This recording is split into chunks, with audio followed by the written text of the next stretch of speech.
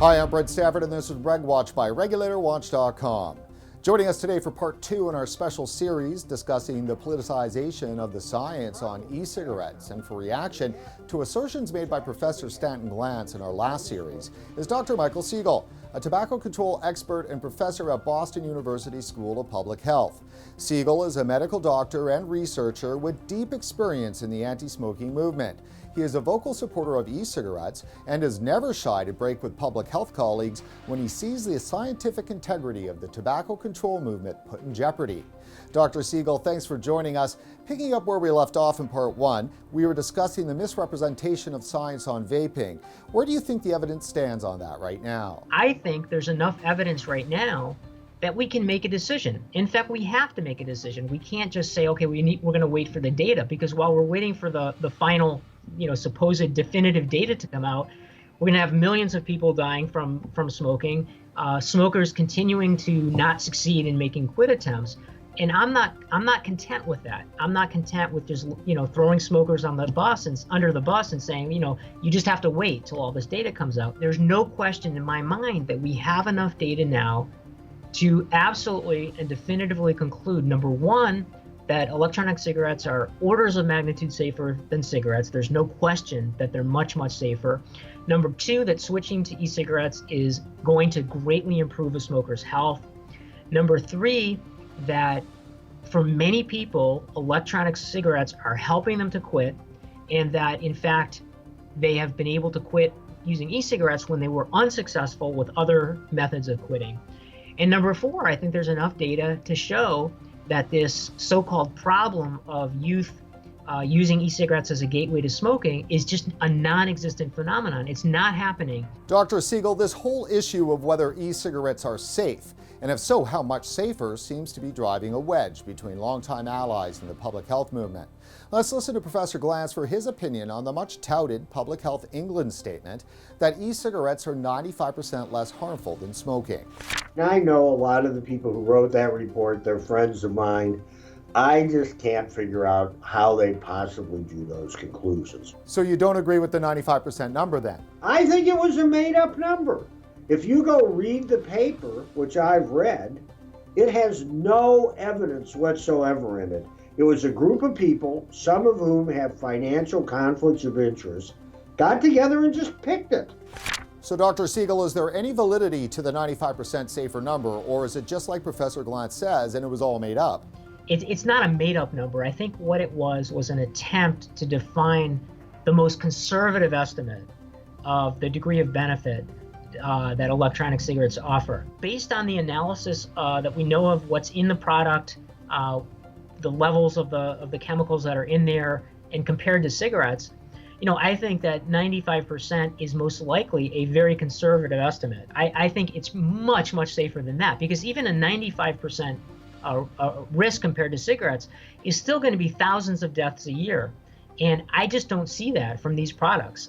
From the short-term clinical studies that have been done, we're seeing an immediate improvement in people's health. There's no evidence that these products are going to cause chronic lung disease. There's no evidence that the carcinogen exposure is enough that it's going to cause cancer. And we don't even know that people are able to use these products for a long enough period of time that those long-term risks are going to bear out. So, right now, we just don't have any evidence whatsoever that electronic cigarettes are harmful. Dr. Siegel, if someone with your experience in the tobacco control movement can so emphatically state that there is no evidence e-cigarettes are harmful, how do you explain the ardent opposition from people like Professor Glantz and organizations like the CDC? The reason is, deep down, they know that these products are working. And it's really a cognitive dissonance. I think what's happening, deep down, I think they realize that these products are a success. And it's a problem for them. And the reason it's a problem is because they cannot accept the fact that something that looks like smoking could actually be a good thing. That taking in nicotine in a different form, but it's still nicotine, could be a good thing. That taking on the risk that some small number of kids who would not have otherwise used nicotine are going to end up using nicotine is just not something we can accept. And finally, to accept the idea that an industry, not us in public health, have created an enormous solution, or a not a complete solution, but a very, very large part of a solution to this problem. I think these are things that a lot of people in tobacco control cannot accept. And so electronic cigarettes are a real threat to our ideology and our way of thinking. And so I think that many of us in tobacco control are going to great lengths to protect ourselves from having to make this admission. And among those lengths is doing things like making up the facts or misrepresenting the facts or misinterpreting the facts, because it really does, these products really do represent a threat. Dr. Siegel, you've mentioned a couple of times in our talk that e-cigarettes threaten the ideology, the public health movement. What does that entail? I think there's two aspects to the ideology that are really hard to break. The first is that the ideology tells us that smoking is so bad that anyone who does anything that even looks like smoking is bad. And the second part is that people should be punished for becoming addicted to nicotine. You know, we're used to people who are smokers being punished. They're being punished for their addiction because they're going to suffer diseases. And I think the reason why e-cigarettes are ultimately so threatening to our movement is that we know deep down that these users are not being punished, that vapors are using nicotine in a way that is actually improving their health. And I think that's impossible for these groups to accept. Well, I suppose that does explain where some of the ends justify the means kind of thinking comes from. Dr. Siegel, could you provide an example of one of the ways in which you believe vaping research is being skewed? One of the things Dr. Glantz mentioned is and not just him, but many of the vaping opponents keep arguing that e-cigarettes are inhibiting smoking cessation, that the data shows that people who use e-cigarettes are less likely to quit. And I do want to address that briefly by saying that the problem with that conclusion is that they're really distorting the science. The problem is that what they're doing is they're using studies that have looked at e-cigarette users and compared them to people who don't use e-cigarettes and looking at what their quit rates are going to be. If you look at people using e-cigarettes, these are people who are not going to quit otherwise. That's why they're using it. They're using these products because they can't quit without holding something in their hand. Literally, that's the problem.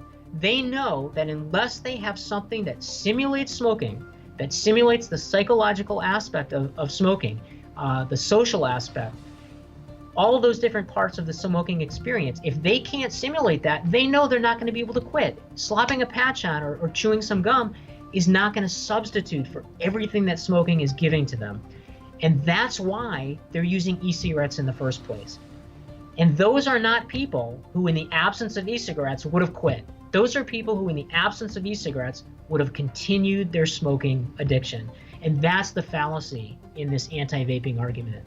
Finally, Dr. Siegel, I want to ask you about the FDA regulations. If the ultimate endgame in the war against smoking is to eradicate combustible tobacco, do the FDA regulations help or hinder in that process? There is really nothing that we could be doing to help protect the sale of cigarettes in this country in 2016 than fighting e-cigarettes. I think the FDA regulations, they could have done something to help promote and speed up this process, and instead they've basically stuck a knife right in the heart of what otherwise could have been a public health miracle by basically putting up this huge regulatory hurdle in front of e-cigarettes and giving cigarettes a free ride.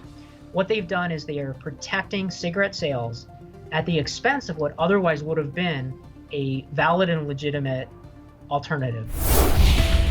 Well, that's it for this special edition of RegWatch. Before you head off, please like us on Facebook and don't forget to follow us on Twitter. For RegulatorWatch.com, I'm Brent Stafford.